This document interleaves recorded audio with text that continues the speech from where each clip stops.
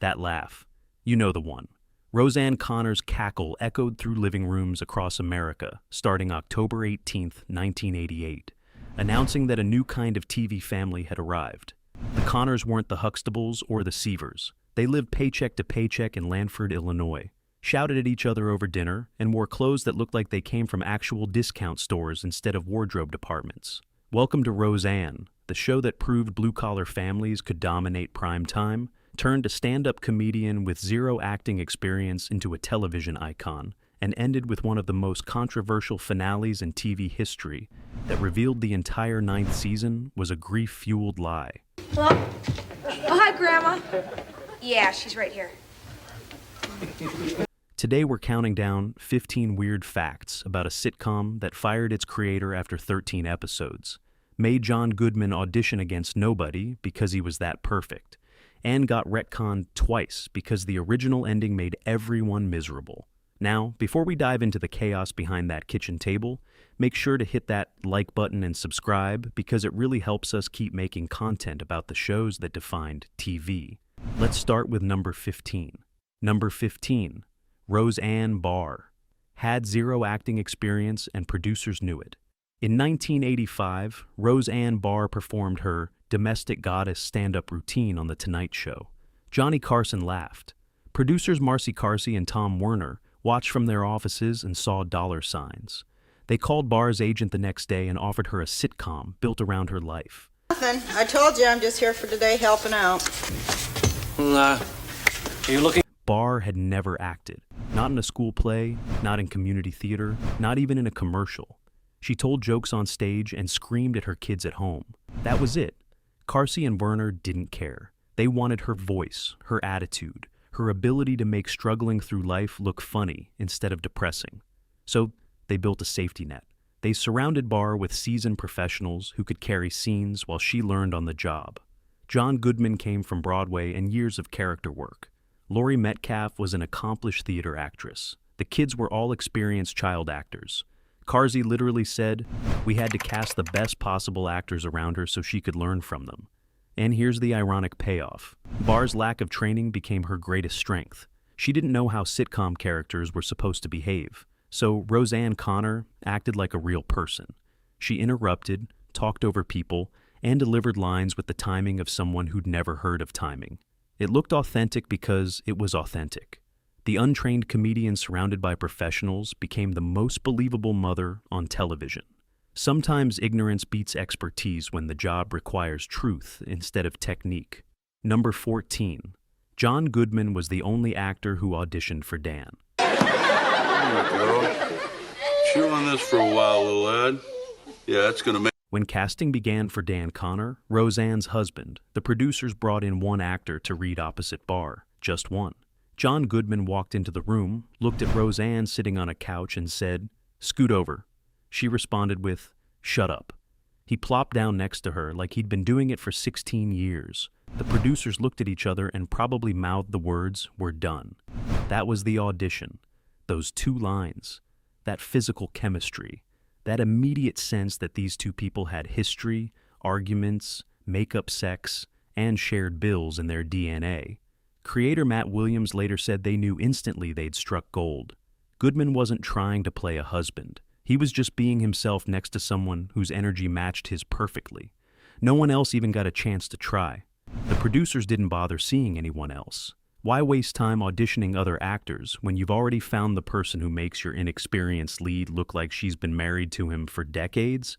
Goodman got the job in the room, probably before he even finished sitting down. And here's the beautiful accident. If they'd auditioned other actors first, Goodman might not have felt as natural. The spontaneity of that first read, the unrehearsed chemistry, happened because nobody had established a pattern yet. He walked in fresh and created magic. Number 13. The show's creator got fired. After 13 episodes. Matt Williams created Roseanne. He spent weeks at Barr's house taking notes, watching her interact with her family, studying her stand-up act. He wrote the pilot. He hired the writers. He set up the entire show based on hours of research into Barr's actual life. Then the first episode aired on October 18th, 1988, and the credits said created by Matt Williams. Barr lost it. At the cast viewing party, in front of everyone, she screamed at Williams. How dare he take credit for her life? How dare he steal her stories and claim them as his own creation? This was her family, her experiences, her pain and laughter transformed into scripts. And some guy who'd spent a few weeks watching her was calling it his show. Williams tried to explain that the Writers Guild determines creator credits, that he had nothing to do with it, that he'd developed the concept before Barr was even involved. Barr didn't care. She called it discriminatory. She called it theft. Williams quit after the first season, leaving behind the show he'd conceptualized and launched. He went on to co-create Home Improvement with Tim Allen. Barr brought in new writers, mostly comedy club friends who understood her voice because they'd heard it on stage for years. And here's the ironic legacy. Roseanne became better after Williams left.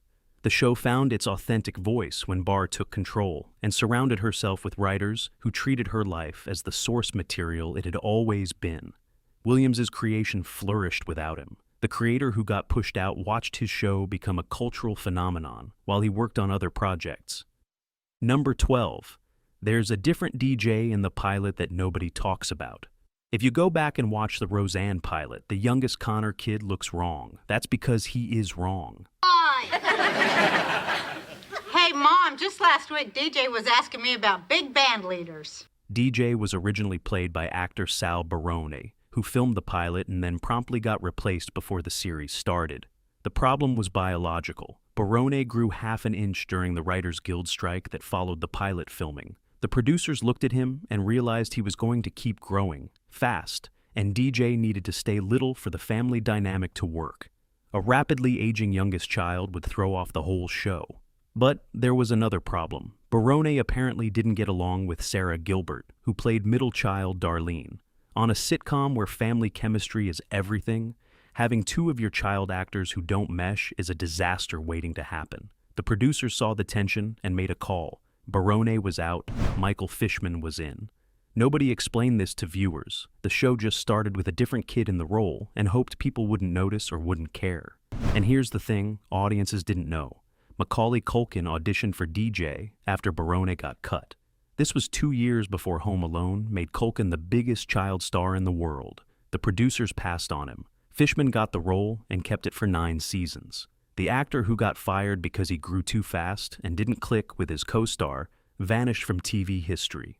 Number 11, Laurie Metcalf. Wore a curly wig to look like Roseanne's real sister. In the early episodes of Roseanne, Jackie's hair looks weird. It's big, curly, and doesn't quite match Laurie Metcalf's face. That's because it's a wig, and Metcalf was forced to wear it so she'd look more like Roseanne Barr's actual sister. The producers wanted visual continuity between Roseanne and Jackie to sell the sister relationship. Barr's real sister had curly hair. Metcalf had straight hair. The solution seemed simple. Oh, I'm okay. You come over here, your back is all bruised up, you won't take. Put Metcalf in a wig and call it authenticity. Metcalf probably hated every second of wearing that thing. It looked unnatural. It didn't move right. And it definitely didn't help an accomplished theater actress deliver her best performance while worrying about whether her fake hair was sliding around on her head. Eventually, someone with common sense realized that Metcalf's acting ability to create a believable sister dynamic mattered more than matching hair texture to Barr's real sibling. The wig disappeared after the first few episodes. Jackie got her real hair back. Nobody watching at home rioted about the sudden change. And here's what the wig story reveals about early Roseanne. The producers were so focused on authentic details that they missed the bigger picture. Real sisters don't need matching hair to feel related. They need chemistry, conflict, and history. Metcalf and Barr had all of that. The wig that was supposed to create authenticity actually undermined it by making Metcalf look like she was wearing a costume. Sometimes the most authentic choice is letting talented actors just be themselves. Number 10. Roseanne took scissors to an actress's hair on set. Alicia Goranson, who played eldest daughter Becky, asked producers if she could cut her hair shorter. They said no. The character had long hair in the pilot, and they wanted consistency. Goranson probably nodded and planned to ask again later. Instead, she went to Roseanne Barr. Not the producers, not the director. The star of the show, who had final say on basically everything because her name was on it. Barr's response was immediate and perfect. She grabbed a pair of scissors and hacked Gorenson's hair short right there on set. No discussion with producers, no consultation with the hair and makeup team. Just Roseanne Barr cutting a teenager's hair with craft services scissors while the crew probably stood there wondering if they should intervene. The producers couldn't do anything about it once the hair was gone. You can't uncut hair. Becky had short hair now, and they'd just have to deal with it. Barr had made an executive decision with scissors, and everyone else had to adjust. And here's what this story reveals about power dynamics on Roseanne. Barr ran that set completely. If she wanted something, she made it happen, even if it meant literally destroying continuity with impromptu haircuts. The producers could say no to Gorenson. They couldn't say no to Barr. The actress who couldn't get permission from the people in charge got it from the only person who actually mattered. Number 9. Sarah Gilbert went to Yale while filming and they worked around it. Sarah Gilbert played Darlene, the sarcastic middle child who became the emotional center of the show. When Gilbert got accepted to Yale University, she faced a choice: give up her career or give up her education. The producers made a third option. They considered Gilbert's contribution to Roseanne so essential that they juggled storylines and taping schedules to keep her in the cast while she studied at Yale. They set up a soundstage in New York City where Gilbert could film Darlene's scenes remotely, then edited her into episodes shot in Los Angeles. This was 1990s television. No green screens, no Zoom calls, no easy technological fixes. They literally built a soundstage setup in New York, so one actress could go to college and still be on a sitcom filmed 3,000 miles away. Gilbert attended Yale, maintained her grades, and remained a series regular on Roseanne. The show adjusted to her schedule instead of forcing her to adjust to theirs. That's not normal. Most actors in her position would have been written out or recast. And here's what makes this extraordinary. Gilbert wasn't the star. She was a supporting player, but the producers valued her enough to spend serious money and logistical effort to keep her. That speaks to how good she was and how important Darlene had become to the show's success.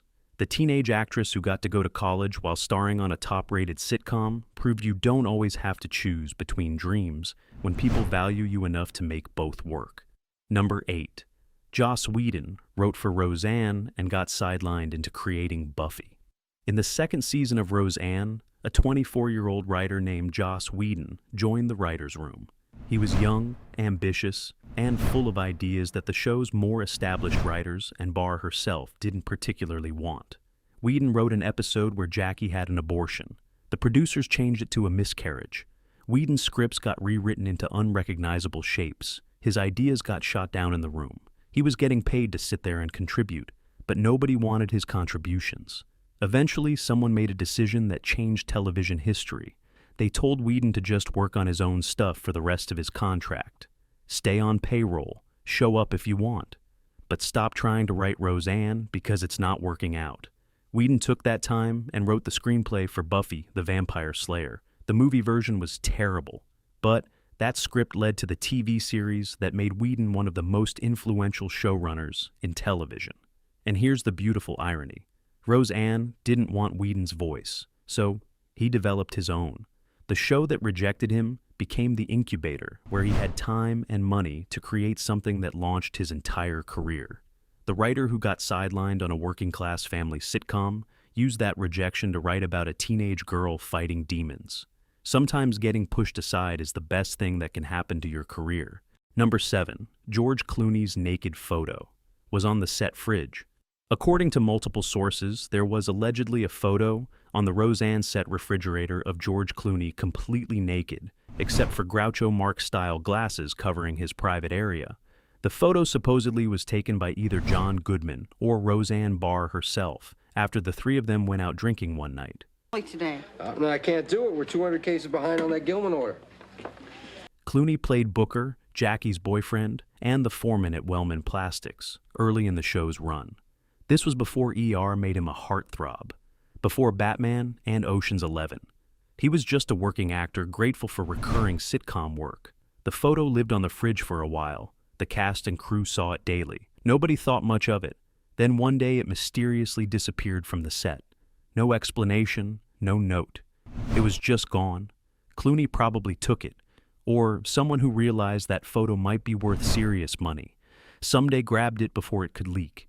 Either way, the evidence of whatever happened that night vanished before it could become a tabloid story. And here's what this reveals about the Roseanne set. It was loose. The actors went drinking together. Photos of nudity ended up on communal refrigerators. The atmosphere was more frat house than professional workplace, which probably contributed to the authentic family chaos that made the show work. The naked photo that disappeared before smartphones could immortalize it represents a wilder era of television production, when what happened on set stayed on set unless someone literally stole physical evidence off the fridge. Number 6. The show filmed both Beckys for years without explaining. Lacey Goranson played Becky for the first 5 seasons. Then she left to attend college. The producers replaced her with Sarah Chalky. Is this supposed to be dinner? No, this is the cocktail. And suddenly Becky looked completely different. Different face, different voice, different everything. The show didn't explain it. No joke about plastic surgery. No meta-reference to the actress change. Becky just looked different now, and viewers were expected to accept it and move on. Then Goranson came back. Then she left again. Then Chalk came back. For years, Becky kept changing faces depending on which actress was available. The show played musical chairs with a major character and refused to acknowledge it was happening. This wasn't unprecedented in sitcoms. Fresh Prince swapped Aunt Viv's. The practice was common enough that it had a name. The Other Darren from Bewitched. But Roseanne took it further. They switched Becky's multiple times, not just once. Goranson and Chalky each played the character across different seasons, sometimes returning for guest appearances when the other one was the regular. And here's the weird part. Audiences accepted it. Nielsen ratings didn't tank. Fans didn't riot. People just shrugged and kept watching because Becky's face mattered less than the Connor family dynamic, which stayed consistent regardless of which actress showed up. The character, who got played by 2 different actresses across 9 seasons, proved that sitcom families live in the writing and the chemistry, not in the specific actors saying the lines. Number 5. The creator wanted to call it Life and Stuff, and Barr refused. Matt Williams developed the show with the working title Life and Stuff. He envisioned it as an ensemble piece about a working-class family struggling through everyday chaos.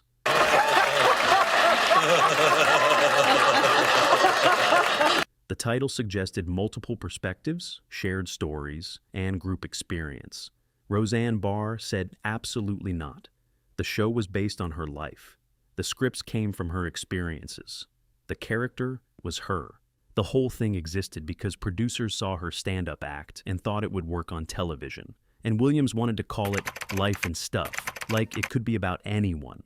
Barr insisted they name it Roseanne, her name, her show, her life on display every week. Williams probably argued that ensemble titles work better, that giving the show one name could limit its scope and storytelling possibilities. Barr didn't care. She won. The show was called Roseanne, and that single word in the title established exactly who was in charge from day one. This battle over the title revealed the fundamental tension that would eventually push Williams out. He saw himself as the creator bringing a concept to life. Barr saw herself as the source material being adapted for television. Both were right. Neither was willing to compromise. And here's the ironic outcome. Naming it Roseanne was the correct choice. The show's strength was always Barr's voice, her perspective, her specific take on working-class motherhood. Life and Stuff would have been generic. Roseanne was branded. The title fight that the creator lost helped make the show the phenomenon it became. Sometimes the star's ego produces better marketing than the creator's vision. Number 4. The Season 9 finale revealed Dan had died a year earlier. On May 20th, 1997, Roseanne ended its 9-season run with one of the most divisive finales in television history. After spending Season 9 following the Conners as lottery winners living extravagant lifestyles, the final episode revealed that none of it was real. Roseanne had been writing a book. The entire 9th season was fiction she'd created to cope with grief. Dan hadn't cheated on her. He'd died from his heart attack at the end of Season 8. Find my channels, meridians, and my G-spots, and after that... Look here, I'm getting one of... The lottery win never happened. Jackie was gay, not their mother Beverly. Darlene and Becky had actually dated each other's boyfriends, not the couples shown on screen. Everything audiences had watched for an entire season was Roseanne's imagination, her attempt to write herself out of devastating loss and financial struggle. The happy ending was a lie. Dan was dead. They were still poor. Roseanne had spent a year making up stories because reality was too painful. Viewers were furious. Critics were baffled. The finale turned a beloved sitcom into a meditation on grief that nobody had asked for. Time magazine called it off the rails loopy and compared it to Barr's own career, noting that she'd become an unbearable diva who'd forgotten the little people. But here's what the finale was trying to do. Season 9 had abandoned everything that made Roseanne work. The show was about struggling to pay bills, and suddenly they were millionaires. The whole point disappeared. The finale tried to salvage that betrayal by declaring it was all intentionally false. The most hated finale in sitcom history was actually a desperate attempt to fix an entire season that had already destroyed the show's soul. Number 3. Roseanne screamed at Matt Williams during the cast viewing party. When the pilot aired on October 18, 1988, the cast gathered for a viewing party. Everyone was excited. This was it, the launch of something they had all worked on for months. Then the credits rolled, and Roseanne Barr saw, created by Matt Williams. She exploded. Right there, in front of the entire cast, she screamed at Williams. This was her life. These were her kids, her marriage, her struggles transformed into scripts. Williams had spent a few weeks watching her, and now he got to claim creation of her existence.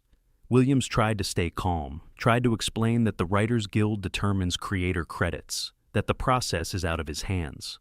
Barr didn't care about guild rules or industry standards. She felt robbed. The party that should have been a celebration became an ugly confrontation.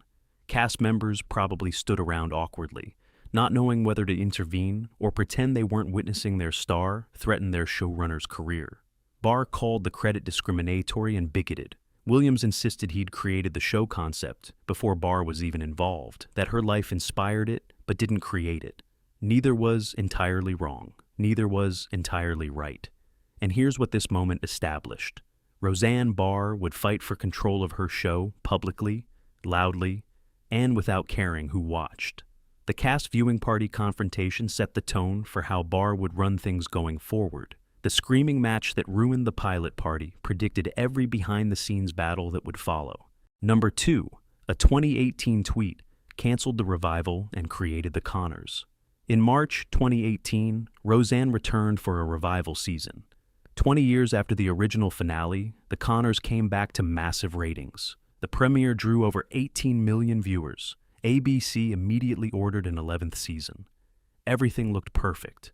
Then, on May 29, 2018, Roseanne Barr posted a tweet comparing former Obama administration official Valerie Jarrett to Planet of the Apes. The backlash was immediate and severe. Within hours, ABC reversed its renewal decision and canceled Roseanne. The show was gone, millions of dollars lost, hundreds of crew jobs eliminated, a top-rated series destroyed by one tweet. Barr apologized, claimed she'd been under the influence of Ambien, and blamed her own bad judgment. But here's where it gets weird. ABC wanted the Conners back without Roseanne. They created The Conners, a spin-off that killed off Roseanne Connor via opioid overdose and continued the show with the remaining family. The series premiered in October 2018 and ran for 7 seasons. The show that got canceled because of its star's tweet became a different show without that star and kept going for years. Barr's character was written out, and The Conners became about the family dealing with Roseanne's absence. And here's the ultimate irony. The show that couldn't exist without Roseanne Barr proved it absolutely could exist without her.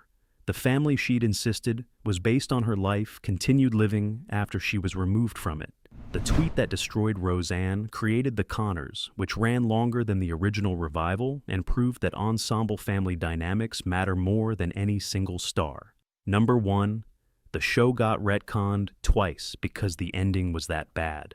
The first retcon happened in the season 9 finale. Roseanne revealed that the lottery win was fake, Dan was dead, and she'd made everything up while writing a book. Audiences hated it. The show's grounded, realistic portrayal of working-class life got destroyed by a season of millionaire fantasies, then explained away as grief fiction. Then, in 2018, the revival retconned the retcon. Dan was alive after all.